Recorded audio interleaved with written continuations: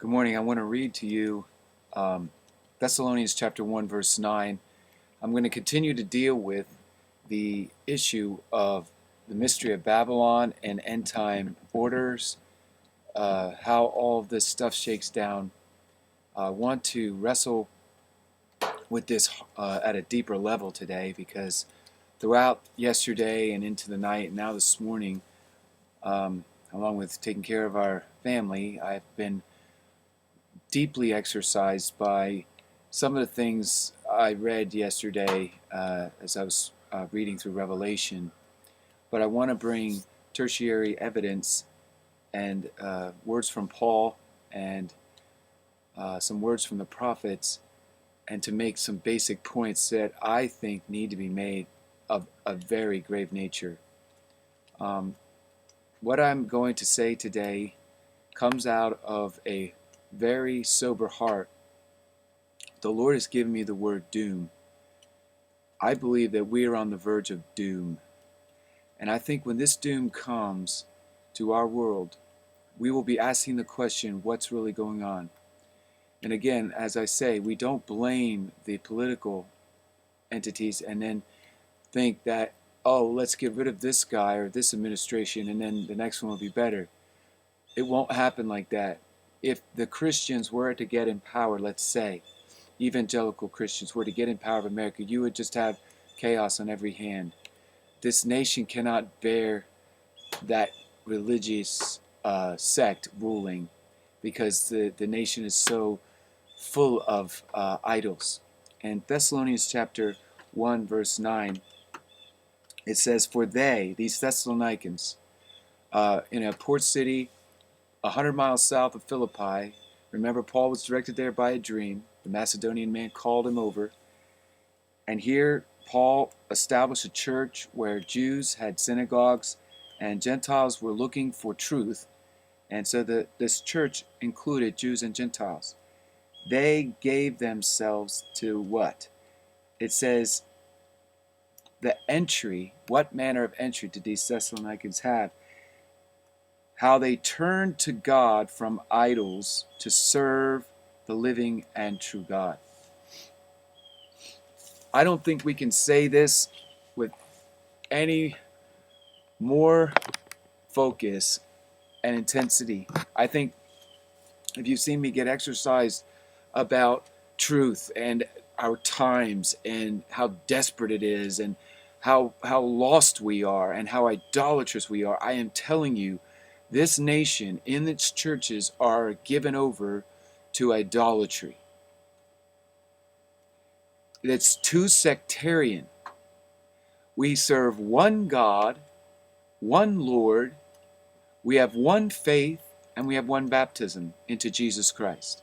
Yet, everywhere we turn, people don't know who to follow. I'm sure some of you wonder, who is this guy? Why should I listen to him? Because that's built into you. It's built into you to doubt people who aren't in the church and sanctioned by the church and given a license to preach by the church and standing there with their tie on in the pulpit, and all of a sudden credibility is given to them. Well, let me tell you something. Where we're at today, that is not even possible.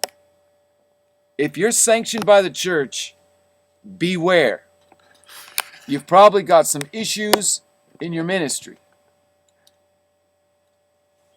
Because you cannot please God and please men.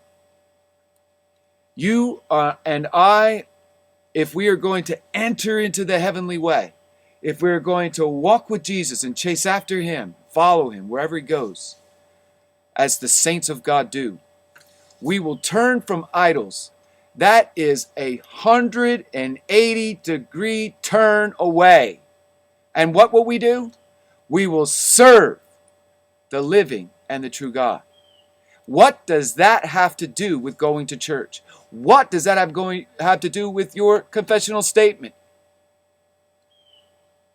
Your confession is what you are, what you do, how you move, what you say, how you treat your family, what you are in your community, what you are as a man. That's what your confession is. It is not that you adhere to this man's teaching versus this man's teaching. If you go on the internet and you want to research a subject, you will find many different teachers who have disagreeing ideas about the day of the Lord. Yet, the Lord wants us to know that there is a day that He is going to reveal things. And this is what I want to talk to you about today. We turn over to 2 Thessalonians, and we deal with this church that Paul loved because of the grace and the love of the brethren that was found in her midst, because they continued on steadfastly. Timothy was sent there, and he gave a good report about this church. It was a unified church. It was Jew and Gentile.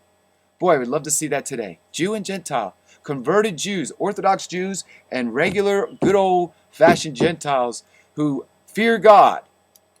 How Jew and Gentile could operate together in unity and go to each other's houses and enjoy fellowship and yet not offend each other.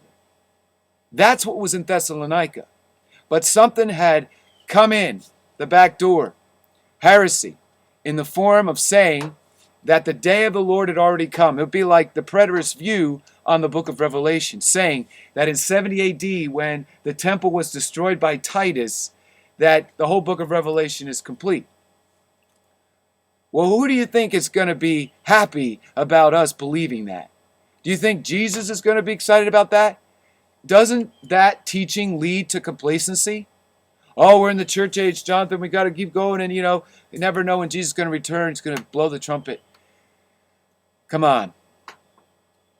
Being afraid of the day of the Lord, being aware of the day of the Lord, preparing for the day of the Lord, whether you're a Jew today or a Gentile, is supposed to motivate you to get right before God. Here's what Paul said to the church of the Thessalonians. He says, I am bound to thank God always for you, brethren, as is fitting, because your faith grows exceedingly, and the love of every one of you abounds toward each other. How do you know your faith is growing and that you're healthy? Is that you're increasing in your knowledge of God and in your love for Jesus Christ. If you're not increasing in your devotion to Jesus, then my question to you is, are you really born again? It's a question I keep asking. It's a question that needs to be asked. If you have the seed of God inside of you, you have to grow. The plant that God planted in you is a mighty oak, and it needs to flourish, and it needs to prosper. So that we ourselves boast of you among the churches of God for what? Your patience and faith in your persecutions, all your persecutions and tribulations that you're enduring right now. When you have it good, what can we say about you? If everybody in your church pretty much has a decent job, people are taking care of each other, all is well, the budget's intact, what can we say about you? Wow, you're blessed. But is that a blessing, my friends? Is that really a sign of blessing? Or rather, when we look at the 7 churches listed in the book of Revelation, chapters 2 and 3, what church is the one that receives a commendation from Jesus himself, from the one who was among the 7 golden lampstands representing the 7 churches, that his eyes look upon continually, that are wrapped around his presence? It was the church that was about ready to be killed. People were going to be thrown in jail. It was a small church. And then there was a good thing said of Philadelphia. Of the 7 churches, only one is commended for its current state of spiritual life. And here in Thessalonica, the people are being persecuted by the Jews and by the Greeks and the Romans or whatever. They're being persecuted